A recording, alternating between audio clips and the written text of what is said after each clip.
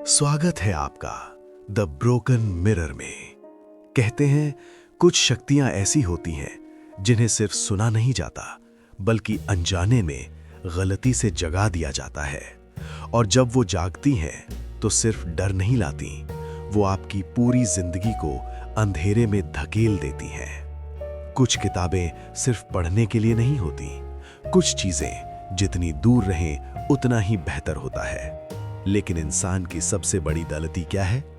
जिज्ञासा, जो उसे उन दरवाजों तक ले जाती है जिन्हें कभी खोलना ही नहीं चाहिए। आज की कहानी है एक लड़के रवि राज की, जो राजस्थान के एक छोटे से शहर में रहता था। एक आम लड़का जिसकी जिंदगी बिल्कुल साधारण थी, जब तक कि एक दिन उसे एक लाल किताब नहीं मिल गई। वो किताब सिर्फ कागज और स्याही नहीं थी, वो एक दरवाजा थी, एक ऐसी दुनिया का जहां से वापस लौटना आसान नहीं था। जैसे जैसे उसने उसके पन्ने पलटे, वैसे वैसे उसकी जिंदगी हकीकत से निकलकर एक भयानक खौफ में बदलती चली गई। और फिर एक रात कुछ ऐसा हुआ जिसने साबित कर दिया कि हर चीज जो दिखती है वो सच नहीं होती, और हर आईना सिर्फ आपका चेहरा नहीं दिखाता। तो तैयार हो जाइए एक ऐसी कहानी के लिए जो शायद आज के बाद आपको अंधेरे में अकेले रहने से डरा दे। अगर आपको ऐसी डरावनी और रहस्यमयी कहानियां पसंद हैं तो मेरी वीडियो को लाइक और चैनल को सब्सक्राइब जरूर करें। आपका एक लाइक और सब्सक्राइब मुझे और भी नई और खौफनाक कहानियां लाने के लिए मोटिवेट करता है। अब बिना देर किए शुरू करते हैं। रवि राज एक साधारण परिवार से था, लेकिन उसकी कहानी हमेशा से ऐसी नहीं थी। सब कुछ शुरू हुआ था उनके कॉलेज के दिनों से।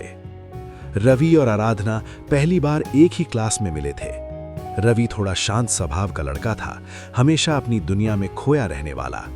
वहीं आराधना बिल्कुल अलग थी, हंसमुख, आत्मविश्वासी और सबकी पसंदीदा। शुरुआत में दोनों के बीच सिर्फ नोट्स शेयर करने तक ही बात थी, लेकिन धीरे धीरे ये बातचीत मुस्कुराहटों में बदल गई, फिर इंतजार में और फिर प्यार में। रवि आराधना के लिए छोटे छोटे सरप्राइज करता, कभी कैंटीन में उसकी पसंद का समोसा तो कभी लाइब्रेरी में छुपा कर रखा हुआ चॉकलेट। और आराधना, वो हर बार मुस्कुरा कर कहती, तुम दुनिया के सबसे अच्छे इंसान हो रवि। वो घंटों साथ बैठकर अपने सपने सजाते, एक छोटा सा घर, सुकून भरी जिंदगी और एक दूसरे का साथ। लेकिन हर प्यार की कहानी आसान नहीं होती। आराधना का परिवार इस रिश्ते के खिलाफ था।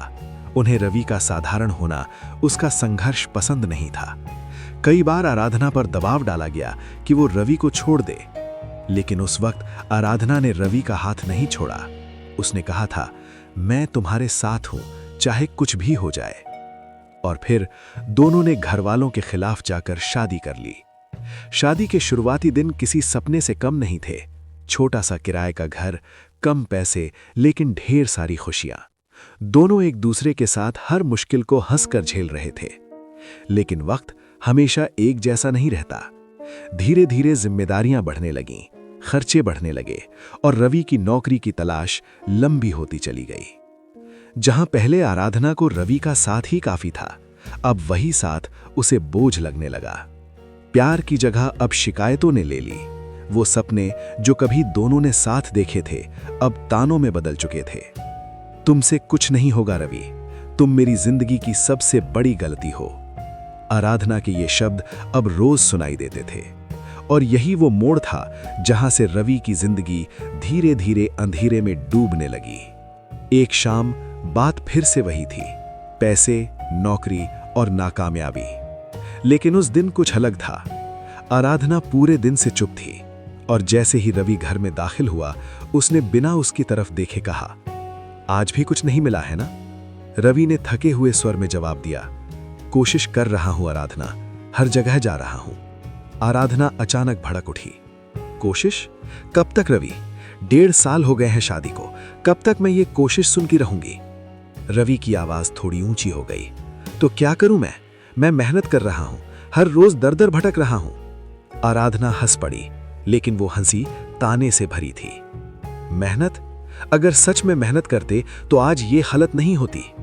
ये सुनते ही रवि के अंदर कुछ टूट गया। तुम्हें लगता है मैं जानबूझकर ऐसा कर रहा हूं? हाँ, आराधना ने बिना सोचे जवाब दिया, क्योंकि तुम में काबिलियत ही नहीं है रवि।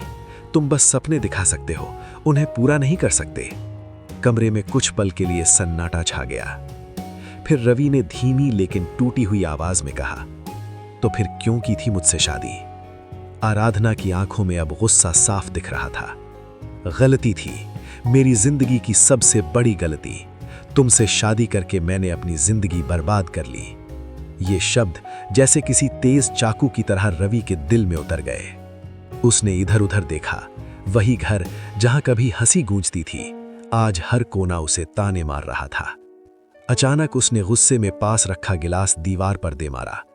बस, बहुत हो गया आराधना, हर बार मैं ही गलत क्यों हूं? आराधना भी चिल्लाई, क्योंकि तुम हो ही गलत। तुम मेरी जिंदगी के सबसे गलत फैसले हो। और यही वो पल था जब रवि पूरी तरह टूट गया। बिना कुछ बोले, बिना पीछे देखे वो घर से बाहर निकल गया। रात गहरा चुकी थी, लेकिन उसके अंदर का तूफान उससे भी ज्यादा अंधेरा था। वो चलता गया, बिना दिशा, बिना सोच। सड़कें बदलती गईं, शहर पीछे छूटता गया। उसके कानों में बस आराधना के शब्द गूंज रहे थे, गलती, सबसे बड़ी गलती। उसे खुद नहीं पता चला कि कब वो शहर से दूर एक सुनसान रास्ते पर पहुंच गया। चारों तरफ सन्नाटा, हवा में अजीब सी ठंडक और थोड़ी दूरी पर जलती हुई लकड़ियों की हल्की सी गंध। वो एक पुराना शमशान था, लेकिन उस वक्त रवि को कुछ भी महसूस नहीं हो रहा था। वो बस थक चुका था, इतना कि अब उसे फर्क ही नहीं पड़ता था कि वो कहाँ है। वो वहीं जमीन पर बैठ गया, जेब से शराब की बोतल निकाली और बिना सोचे पीने लगा। एक घूंट, फिर दूसरा, और फिर वो खुद को भूलता चला गया।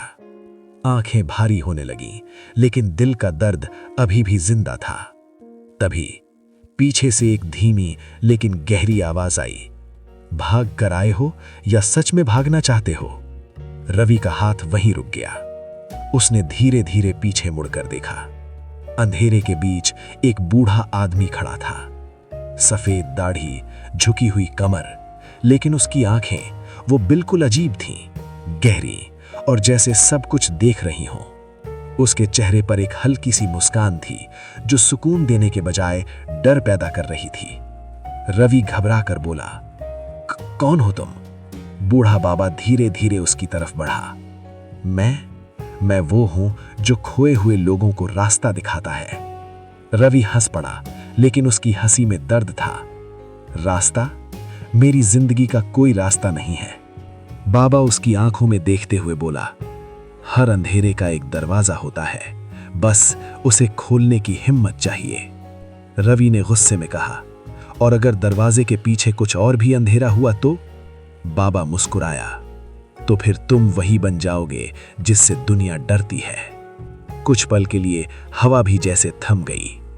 फिर बाबा ने धीमी आवाज में कहा, तुम्हारी हालत मैं समझ सकता हूं। तुम्हारे अंदर जो टूटा है वो सिर्फ प्यार नहीं, तुम्हारा भरोसा है। रवि की आंखों में आंसू आ गए। सब खत्म हो गया, कुछ नहीं बचा। बाबा उसके करीब आकर झुका और फुसफुसाया, अगर चाहो तो सब कुछ वापस पा सकते हो, प्यार, इज्जत और वो जिंदगी जिसका तुमने सपना देखा था। रवि ने हैरानी से उसकी तरफ देखा। कैसे? बाबा की मुस्कान और गहरी हो गई। कुछ चीजें पाने के लिए थोड़ा अंधेरा अपनाना पड़ता है। और यही वो पल था जब रवि की किस्मत एक ऐसे रास्ते पर मुड़ने वाली थी जहां से वापस लौटना शायद मुमकिन नहीं था। रवि जोर से हंस पड़ा। उसकी हंसी में दर्द भी था और एक अजीब सी बेपरवाही भी। क्या बदलोगे बाबा, किस्मत? उसने शराब की बोतल उठाई, एक और घूंट लिया और लड़खड़ाती आवाज में बोला, किस्मत बदलने वाले तो बहुत देखे मैंने। कोई हाथ देखता है, कोई ग्रह, लेकिन मेरी हालत किसी ने नहीं बदली। वो बाबा के करीब आकर हंसते हुए बोला, और आप तो मुझे देख के ही लग रहे हो कि मेरे साथ बैठकर ही पी लिया आपने।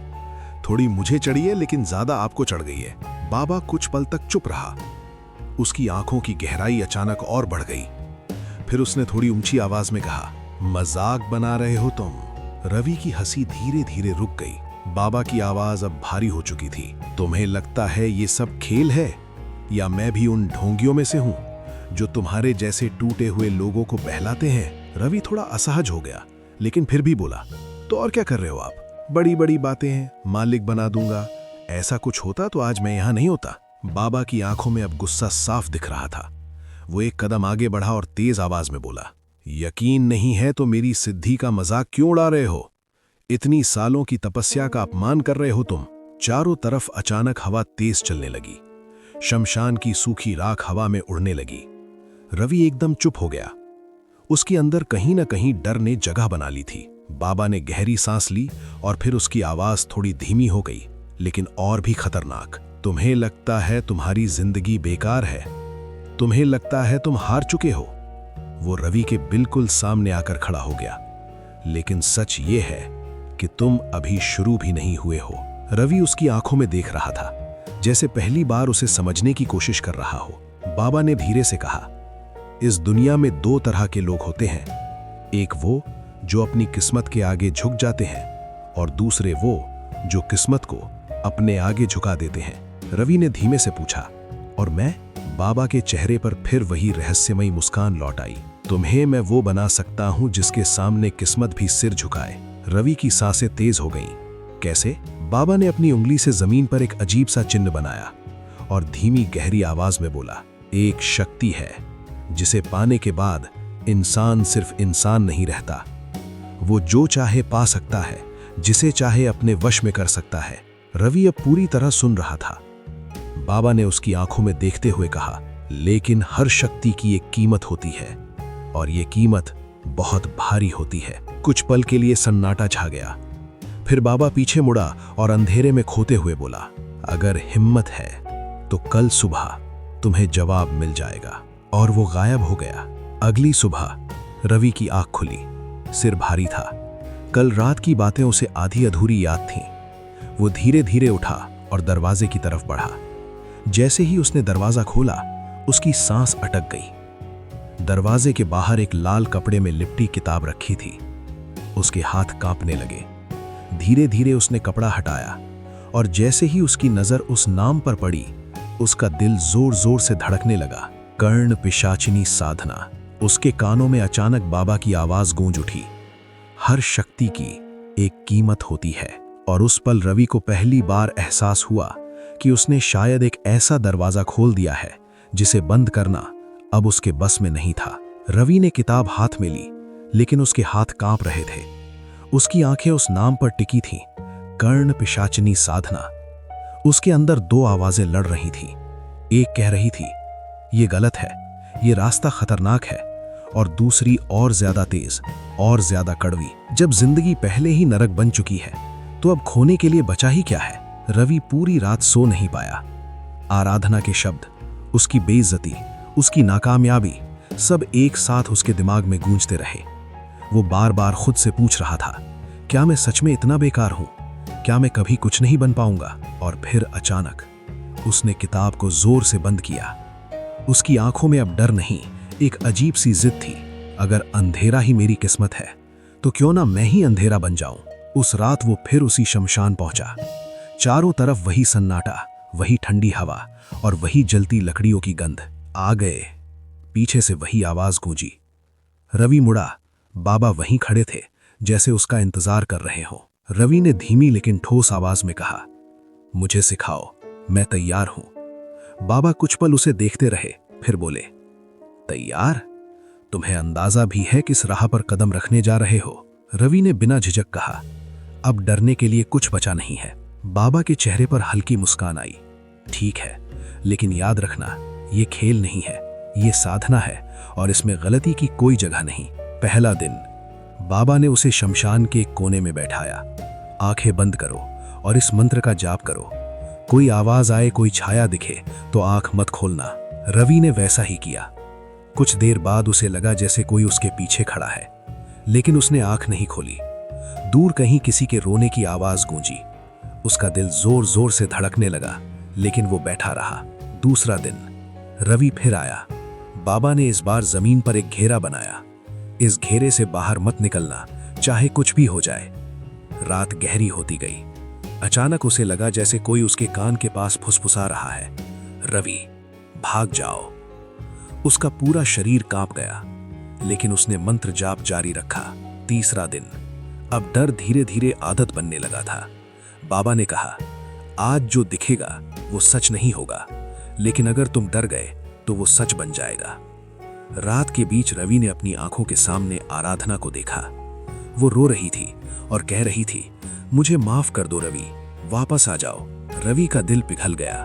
वो उठने ही वाला था, तभी बाबा की आवाज गूंजी, ये माया है, धोखा है, मत टूटो। रवि ने दांत भींच लिए और फिर से मंत्र जाप में लग गया। चौथा दिन।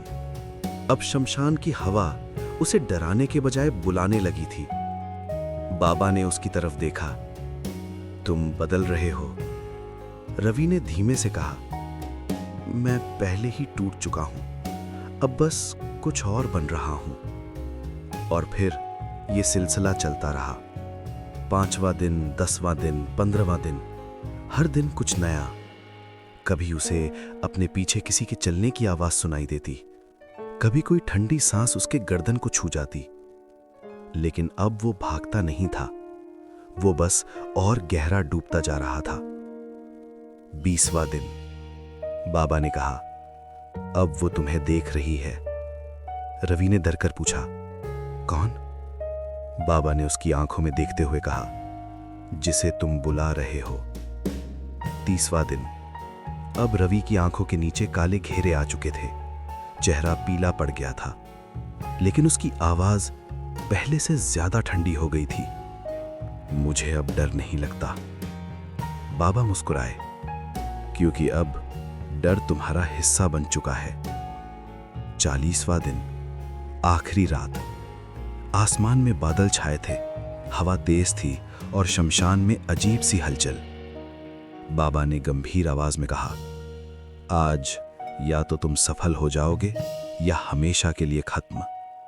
रवि ने आंखें बंद की और पूरे जोर से मंत्र जाप शुरू किया। अचानक हवा एकदम ठंडी हो गई और उसके कान के पास एक बेहद धीमी लेकिन डरावनी आवाज गूंजी, तुमने मुझे बुलाया है। रवि की सांस रुक गई। उसकी आंखें धीरे धीरे खुली और उसके सामने अंधेरे में 2 चमकती हुई आंखें उसे घूर रही थीं। और उस पल रवि को समझ आ गया कि अब वापसी का कोई रास्ता नहीं है। 40 दिन पूरे हुए। आखिरी रात के बाद शमशान फिर से वैसा ही शांत हो गया था जैसे वहां कभी कुछ हुआ ही ना हो।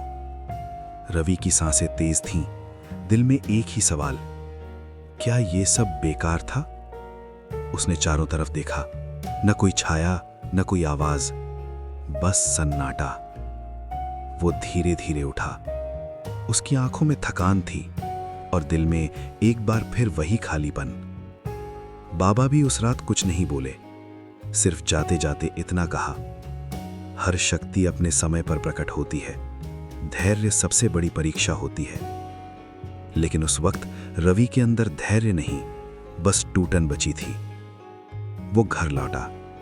2 दिन तक वो किसी से नहीं बोला। आराधना ने भी ध्यान नहीं दिया, जैसे अब उसे रवि की परवाह ही नहीं थी। रवि कमरे में चुपचाप बैठा रहता, कभी किताब को घूरता, कभी अपनी हथेलियों को। क्या मैं फिर से हार गया? उसका दिमाग उसे तोड़ रहा था। तुमसे कुछ नहीं होगा, तुम गलती हो, वही शब्द बार बार गूंज रहे थे। दूसरी रात। आधी रात का वक्त, चारों तरफ सन्नाटा। रवि गहरी नींद में था। तभी एक ठंडी सांस उसके कान से टकराई। रवि। उसकी आंखें झटके से खुल गईं। वो घबराकर उठ बैठा। कमरे में कोई नहीं था। उसने इधर उधर देखा। दिल जोर जोर से धड़क रहा था। कौन है? कोई जवाब नहीं। वो खुद को समझाने लगा, शायद सपना था। वो फिर लेट गया, लेकिन उसकी आंखें खुली थीं। तभी फिर वही आवाज, इस बार और भी करीब, मैं आ गई। इस बार उसकी सांसें रुक गईं। उसने धीरे धीरे सिर घुमाया और बिल्कुल अपने बगल में उसे लगा जैसे कोई बैठा है, लेकिन दिखाई कुछ नहीं दे रहा था, सिर्फ एक ठंडी मौजूदगी। अगले कुछ दिन अब ये रोज होने लगा। कभी उसे लगता कोई उसे देख रहा है, कभी कोई उसके पीछे खड़ा है। रात में उसे अपने कानों में फुसफुसाहट सुनाई देती, तुमने मुझे बुलाया था, अब मैं तुम्हारे साथ हूं। रवि अब डर और जिज्ञासा के बीच फंस चुका था। क्या ये वही है? एक रात कमरे में हल्की सी चांदनी आ रही थी। रवि जाग रहा था, दिल में अजीब सी बेचैनी। तभी कमरे का तापमान अचानक गिर गया, हवा भारी हो गई और फिर उसके सामने धीरे धीरे एक आकृति बनने लगी। पहले एक धुंध, फिर एक साया और फिर एक औरत, बेहद खूबसूरत, इतनी खूबसूरत कि नजर हटाना मुश्किल। लंबे काले बाल, गोरा चेहरा, हल्की मुस्कान, लेकिन उसकी आंखें वो बिल्कुल अलग थीं, गहरी, काली और जैसे अंदर खींच लेने वाली। रवि जड़ हो गया। तुम कौन हो? वो धीरे धीरे उसके करीब आई। उसकी चाल में अजीब सा आकर्षण था और आवाज मधुर लेकिन डरावनी, जिसे तुमने 40 रातों तक पुकारा। रवि की सांसें तेज हो गईं। कर्ण पिशाचिनी? वो मुस्कुराई। अब मैं तुम्हारी हूं। ये सुनकर रवि के अंदर एक अजीब सा एहसास हुआ, डर, संतोष और एक खतरनाक खुशी। तुम क्या कर सकती हो?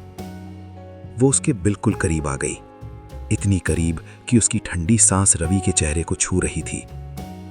मैं तुम्हें वो सब दे सकती हूं जो इस दुनिया में कोई नहीं दे सकता। पैसा, ताकत और हर वो चीज जो तुम चाहते हो। रवि की आंखों में चमक आ गई। उसे अचानक अपने सारे अपमान याद आए, आराधना के ताने, उसकी बेइज्जती। उसने धीमी आवाज में कहा, और बदला? वो हल्के से हंसी। उसकी हंसी कमरे में गूंज गई। बदला सबसे आसान होता है। कुछ पल के लिए दोनों चुप रहे।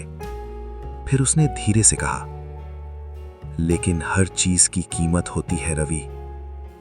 रवि ने उसकी आंखों में देखते हुए पूछा, क्या कीमत? उसकी मुस्कान और गहरी हो गई। तुम्हारा समय, तुम्हारा मन और धीरे धीरे तुम्हारी आत्मा। कमरे में सन्नाटा छा गया, लेकिन इस बार रवि नहीं डरा।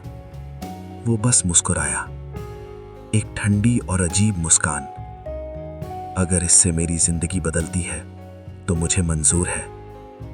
वो औरत उसके और करीब आई और उसके कान में फुसफुसाई, तो फिर तैयार हो जाओ, क्योंकि अब तुम्हारी जिंदगी तुम्हारी नहीं रही।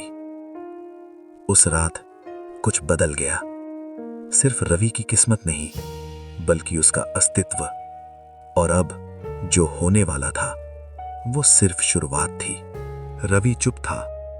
कमरे में ठंडी हवा अब भी बह रही थी और वो औरत, कर्ण पिशाचिनी, उसकी आंखों में गहराई से देख रही थी। उसने धीरे से अपना हाथ रवि के चेहरे के पास लाया। उसकी उंगलियां बर्फ जैसी ठंडी थी। याद रखना, उसकी आवाज अब पहले से भारी थी। मैं तुम्हें सब दूंगी, ताकत, पैसा, इज्जत, यहां तक कि लोगों के मन भी तुम्हारे आगे झुकेंगे। रवि की सांसें तेज हो गईं। वो हर शब्द को महसूस कर रहा था, लेकिन तभी उसकी आवाज बदल गई। अब उसमें एक अजीब सा अंधेरा था, लेकिन बदले में कमरा जैसे और ठंडा हो गया। तुम सिर्फ मेरे रहोगे। रवि ने हल्का सा सिर उठाया। मतलब? वो मुस्कुराई, लेकिन इस बार उसकी मुस्कान में खौफ था। मतलब तुम्हारी जिंदगी में अब कोई और जगह नहीं रखेगा, न कोई रिश्ता, न कोई प्यार। तुम्हारा हर ख्याल, हर सांस अब सिर्फ मेरे लिए होगी। रवि कुछ पल चुप रहा। उसके दिमाग में आराधना का चेहरा आया, उनकी पुरानी यादें। लेकिन फिर उसी के शब्द गूंजे, तुम मेरी जिंदगी की सबसे बड़ी गलती हो। रवि की आंखें ठंडी हो गईं। ठीक है, मुझे मंजूर है। पिशाचिनी ने उसकी आंखों में गहराई से देखा, जैसे उसकी आत्मा को पड़ रही हो। फिर वो धीरे से झुकी और उसके कान में फुसफुसाई, तो फिर आज से तुम सिर्फ मेरे हो। अगले ही दिन घर का माहौल अजीब हो गया था। आराधना बार बार बेचैन हो रही थी। वो अचानक पीछे मुड़कर देखने लगती। खिड़की के पास खड़ी होकर घबराई हुई आवाज में बोली, रवि, तुम्हें कुछ महसूस हो रहा है? रवि अखबार पढ़ने का नाटक कर रहा था। क्या? आराधना धीरे धीरे उसके पास आई। उसकी आंखों में डर साफ दिख रहा था। यहां कोई है, कोई हमें देख रहा है। रवि ने उसकी तरफ देखा। कुछ पल के लिए उसके अंदर इंसानियत ने सिर उठाया, लेकिन तभी उसके कान में वही ठंडी फुसफुसाहट गूंजी। याद है तुमने क्या वादा किया था? रवि का चेहरा फिर से सख्त हो गया। तुम्हारा वहम है आराधना, ज्यादा सोचो मत। आराधना पीछे हट गई, लेकिन उसका डर कम नहीं हुआ। उसने धीमे से कहा, नहीं रवि, ये वही एहसास है जैसे कोई मेरे बिल्कुल पास खड़ा है। उस रात घड़ी में ठीक 2 बजे थे। चारों तरफ गहरा सन्नाटा। अचानक कमरे का दरवाजा अपने आप हल्का सा खुला। ठंडी हवा अंदर आई और उसके साथ वो भी, कर्ण पिशाचिनी। इस बार उसका रूप पहले से अलग था। उसकी खूबसूरती अब डरावनी हो चुकी थी। आंखें और काली, चेहरा और सख्त। वो धीरे धीरे आराधना के पास बढ़ी। आराधना नींद में थी, लेकिन अचानक उसकी आंख खुली और जैसे ही उसने सामने देखा, उसकी चीख निकल गई। कौन है? पिशाचिनी मुस्कुराई। मैं वो हूं जिसे तुम्हारे पति ने बुलाया है। आराधना कांपने लगी। रवि, रवि बचाओ मुझे। रवि दरवाजे के पास खड़ा था। उसकी आंखों में कोई भाव नहीं था, बस एक ठंडा सन्नाटा। आराधना रोते हुए बोली, रवि, ये क्या है? तुम कुछ बोल क्यों नहीं रहे? रवि के अंदर तूफान चल रहा था, लेकिन वो चुप रहा। पिशाचिनी ने उसकी तरफ देखा और हल्के से मुस्कुराई। अच्छा है, तुम सीख रहे हो। फिर उसने आराधना की तरफ झुककर कहा, तुम्हारी सबसे बड़ी गलती पता है क्या थी? तुमने उसे तोड़ा और अब वो तुम्हें मिटते हुए देखेगा। आराधना जोर जोर से रोने लगी। नहीं, प्लीज मुझे छोड़ दो, मैंने कुछ नहीं किया। पिशाचिनी की आंखें अचानक और डरावनी हो गईं। तुमने उसका दिल तोड़ा है और उसकी कीमत अब तुम्हें चुकानी होगी। कमरे की हवा भारी हो गई। साया चारों तरफ फैलने लगा। रवि के कानों में उसकी आवाज गूंजी, अब आखिरी कदम। अचानक एक भयानक चीख पूरे घर में गूंजी, आ! और फिर सब कुछ शांत हो गया। कुछ देर बाद कमरे में फिर से सन्नाटा था। रवि धीरे धीरे अंदर आया। कमरे में अंधेरा था और जमीन पर आराधना बिल्कुल शांत पड़ी थी। उसकी आंखें खुली थीं, जैसे आखिरी पल तक वो डर देखती रही हो। रवि कुछ पल उसे देखता रहा। उसके चेहरे पर कोई पछतावा नहीं था, सिर्फ एक खालीपन। और फिर पीछे से वही आवाज आई, अब तुम सच में अकेले हो। रवि ने आंखें बंद कर ली और पहली बार उसे समझ आया कि उसने जो मांगा था वो उसे मिल गया है, लेकिन उसकी कीमत उसकी सोच से कहीं ज्यादा भारी थी। सुबह घर के अंदर अजीब सा सन्नाटा था। खिड़की से आती हल्की धूप सीधे उस कमरे में गिर रही थी जहां जमीन पर आराधना की लाश पड़ी थी। उसकी आंखें अब भी खुली थीं, चेहरे पर वही जमी हुई दहशत, जैसे मरने से पहले उसने कुछ ऐसा देखा हो जिसे शब्दों में बयान नहीं किया जा सकता। रवि दरवाजे पर खड़ा था। कुछ देर तक वो बस उसे देखता रहा, न आंसू न पछतावा, बस एक अजीब सा सन्नाटा उसके अंदर। तभी उसके कान के पास वही ठंडी फुसफुसाहट गूंजी, अब कोई तुम्हें रोकने वाला नहीं है। रवि ने धीरे से आंखें बंद कर ली और उसके होठों पर एक हल्की सी मुस्कान आ गई। ठीक है। दिन बीतने लगे और जैसे पिशाचिनी ने कहा था, सब कुछ बदलने लगा। रवि को अचानक काम मिलने लगा। जहां जाता काम बन जाता। लोग जो कभी उसे नजरअंदाज करते थे अब उसके सामने झुकने लगे। पैसा, ताकत और ऐश सब कुछ उसके पास आने लगा।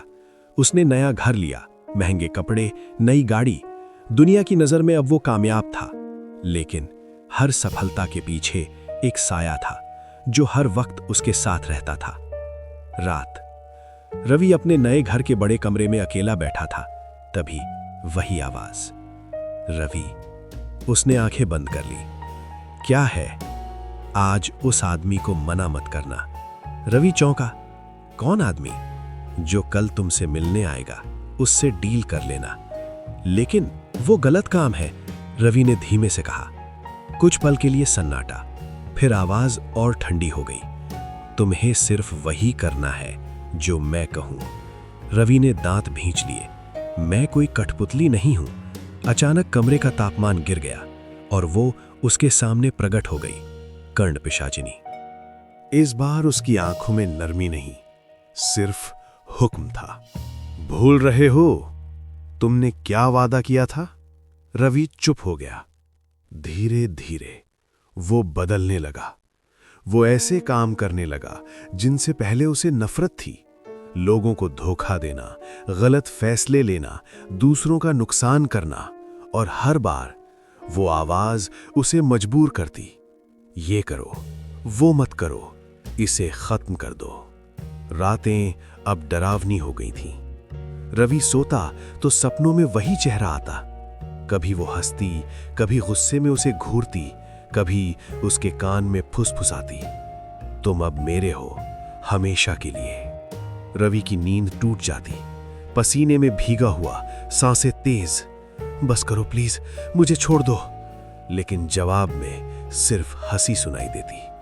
एक रात रवि आईने के सामने खड़ा था। उसने खुद को देखा, लेकिन उसे अपना चेहरा अजनबी लगा। मैं ये क्या बन गया हूं? तभी आईने में उसके पीछे पिशाचिनी दिखाई दी। वो मुस्कुरा रही थी। तुम वही बने हो जो तुम बनना चाहते थे। रवि ने गुस्से में कहा, नहीं, मैंने ये नहीं चाहा था। वो उसके पास आई। तुमने ताकत मांगी थी, मैंने दी। तुमने बदला मांगा था, मैंने दिलवाया। अब पीछे क्यों हट रहे हो? रवि की आवाज टूट गई। क्योंकि अब मैं जी नहीं पा रहा हूं। अब हालत ये थी, ना उसे नींद आती थी, ना सुकून मिलता था। हर वक्त वो आवाज उसके दिमाग में गूंजती रहती। वो पागलों की तरह चिल्लाने लगा, चुप हो जाओ, बस करो। लेकिन वो आवाज और तेज हो जाती। भाग नहीं सकते, अब तुम मेरे हो। धीरे धीरे रवि टूटने लगा। उसकी आंखों के नीचे गहरे काले घेरे, चेहरा पीला और दिमाग बिखर चुका था। एक दिन वो जमीन पर बैठा था, दोनों हाथों से सिर पकड़कर। मुझे इससे बाहर निकलना है, मुझे आजादी चाहिए। तभी उसे अचानक याद आया, वो शमशान और वो बाबा। उसकी आंखों में हल्की सी उम्मीद जगी। शायद वही मुझे बचा सकते हैं। वो धीरे धीरे खड़ा हुआ। उसकी आवाज कांप रही थी। मैं वापस जाऊंगा, उसी जगह जहां से ये सब शुरू हुआ था। तभी पीछे से वही ठंडी हंसी गूंजी। कोशिश कर लो, लेकिन याद रखना, अंधेरे से कोई बचकर नहीं जाता। रवि ने इस बार उसकी बात अनसुनी कर दी। उसकी आंखों में डर था, लेकिन इस बार उससे बड़ा था उसका पछतावा। और वो चल पड़ा, वापस उसी शमशान की तरफ जहां उसकी जिंदगी ने पहली बार अंधेरे को छुआ था। एक दिन आखिरकार रवि खुद को रोक नहीं पाया। वो वापस उसी रास्ते पर चल पड़ा जहां से उसकी बर्बादी शुरू हुई थी। वही सुनसान सड़क, वही ठंडी हवा और सामने वही पुराना शमशान। लेकिन इस बार उसके कदमों में डर नहीं, बेचैनी थी और एक आखिरी उम्मीद। बाबा! उसकी आवाज शमशान में गूंज उठी। कुछ पल तक सन्नाटा रहा, फिर अंधेरे के बीच से वही आकृति उभरी। बूढ़ा बाबा, वही गहरी आंखें, वही रहस्यमयी मुस्कान। आ गए। रवि उसके पास भागते हुए गया। उसकी हालत अब पहले जैसी नहीं थी। आंखें लाल, चेहरा थका हुआ और आवाज टूटी हुई। मुझे इससे छुटकारा चाहिए बाबा, मैं अब और नहीं सह सकता। बाबा उसे कुछ देर तक चुपचाप देखते रहे, फिर वो हंस पड़े, एक धीमी लेकिन डरावनी हंसी। छुटकारा? अब? उन्होंने सिर हिलाया। बहुत देर कर दी तुमने। रवि के चेहरे पर डर और बढ़ गया। नहीं, कुछ तो रास्ता होगा, आपने ही मुझे ये रास्ता दिखाया था, अब आप ही मुझे इससे निकालिए। बाबा की आंखें अचानक सख्त हो गईं। मैंने रास्ता दिखाया था, चलने का फैसला तुम्हारा था। रवि चुप हो गया, उसके पास अब कोई जवाब नहीं था। कुछ पल बाद बाबा ने धीरे से कहा, अब सिर्फ 2 ही रास्ते बचे हैं। रवि ने जल्दी से पूछा, कौन से? बाबा ने उसकी आंखों में देखते हुए कहा, या तो उसके साथ जियो या उसे किसी और को दे दो। रवि जैसे पत्थर का हो गया। क्या मतलब? बाबा आगे झुके, उनकी आवाज अब और गहरी हो गई। जिस शक्ति को तुमने बुलाया है वो एक बंधन है, और ये बंधन टूटता नहीं, सिर्फ आगे बढ़ाया जाता है। रवि की सांसें तेज हो गईं। कैसे? बाबा ने धीरे धीरे हर शब्द पर जोर देते हुए कहा, कोई ऐसा इंसान ढूंढो जो जिंदगी से हार चुका हो, जिसके पास खोने के लिए कुछ न बचा हो। उसे ये रास्ता दिखाओ, और जब वो खुद इसे अपनाएगा तो ये बंधन उससे जुड़ जाएगा। रवि पीछे हट गया, उसके चेहरे पर डर और घृणा दोनों थे। मतलब मैं अपनी मुसीबत किसी और पर डाल दूं? बाबा मुस्कुराए, यही दुनिया का सबसे पुराना नियम है, हर अंधेरा अपनी जगह किसी और अंधेरे को देता है। रवि चुप हो गया, उसके दिमाग में उथल पुथल मच गई। क्या मैं ऐसा कर सकता हूं? तभी उसके कान में वही आवाज गूंजी, यही एक रास्ता है। रवि ने आंखें बंद कर लीं। उसके सामने 2 ही रास्ते थे, या तो वो ऐसे ही जीता रहे, हर पल उस आवाज के साथ, हर रात उस डर के साथ, या फिर किसी और की जिंदगी उसी अंधेरे में ढकेल दे। उस रात रवि शहर की सड़कों पर भटक रहा था। हर चेहरा, हर इंसान उसे अब अलग नजर आ रहा था।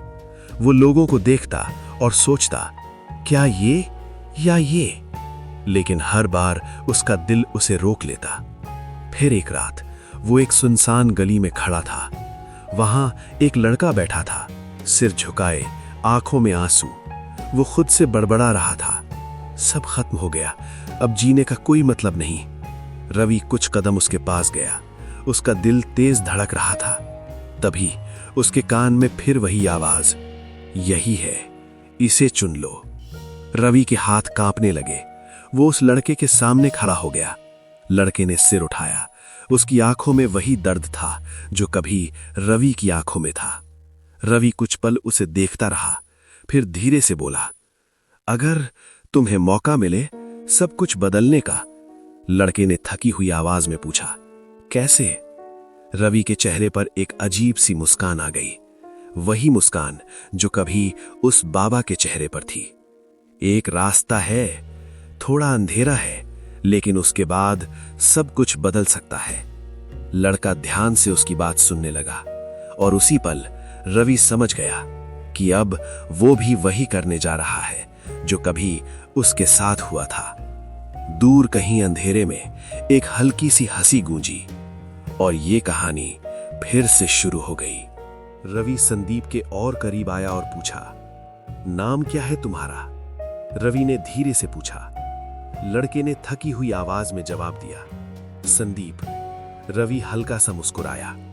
रवि संदीप को फिर से विस्तार से पूरी जानकारी और समझ के साथ सब कुछ समझाता है, ताकि संदीप आसानी से हर बात को समझ सके। अगर मैं कहूं कि तुम्हारी जिंदगी बदल सकती है? संदीप हंस पड़ा, एक टूटी हुई हंसी। सब यही कहते हैं, लेकिन होता कुछ नहीं। रवि उसके थोड़ा और करीब आया। उसकी आवाज अब गहरी थी और अजीब तरीके से असर कर रही थी। मैं वादा नहीं करता, मैं रास्ता दिखाता हूं। थोड़ा अंधेरा है, लेकिन उसके बाद सब कुछ बदल जाता है। संदीप चुप हो गया। उसकी आंखों में पहली बार उम्मीद की झलक थी। कैसे? रवि के होठों पर वही पुरानी मुस्कान लौट आई। बस हिम्मत चाहिए। 2 दिन बाद सुबह संदीप के दरवाजे के बाहर एक लाल कपड़े में लिपटी किताब रखी थी, साथ में एक चिट्ठी। अगर जिंदगी बदलनी है तो इसे पढ़ो। संदीप ने चारों तरफ देखा, कोई नहीं था। उसने किताब उठाई और धीरे धीरे कपड़ा हटाया। नाम पढ़ते ही उसकी सांस रुक गई। कर्ण पिशाचिनी साधना। कुछ पल के लिए वो चुप रहा, फिर उसके चेहरे पर एक हल्की लेकिन खतरनाक मुस्कान आ गई। अब देखता हूं। उधर रवि अपने कमरे में बैठा था, दिल में अजीब सा सुकून। कई दिनों बाद उसके कानों में कोई आवाज नहीं थी। उसने धीरे से खुद से कहा, खत्म, अब सब खत्म। वो मुस्कुराया, आखिरकार मैं आजाद हो गया। तभी अचानक कमरे में ठंडी हवा चली, पर्दे जोर से हिलने लगे। रवि की मुस्कान धीरे धीरे गायब हो गई, उसकी सांस अटक गई और फिर वही आवाज, पहले से भी ज्यादा गहरी और ज्यादा खतरनाक। तुमने सोचा मैं चली जाऊंगी? रवि जम गया। उसने धीरे धीरे पीछे देखा। अंधेरे में वही आकृति उभर रही थी, कर्ण पिशाचिनी।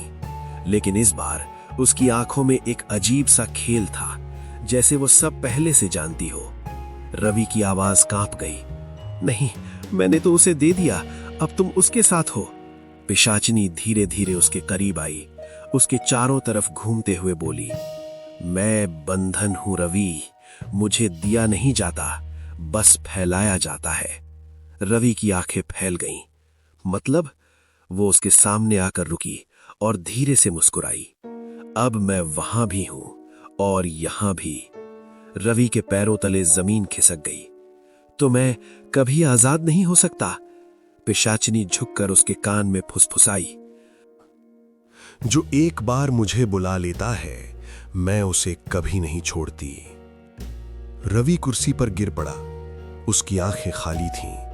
अब उसे समझ आ चुका था, उसने किसी और को बचाने के लिए नहीं, बस अपने दर्द को आगे बढ़ाने के लिए एक और जिंदगी बर्बाद कर दी। उधर संदीप अब उसी रास्ते पर चल पड़ा था। किताब उसके हाथ में थी और उसकी आंखों में उम्मीद और अंधेरा दोनों जल रहे थे। दूर कहीं एक धीमी खौफनाक हंसी गूंजी, मैं कभी नहीं जाती, मैं बस अगला शिकार ढूंढती हूं।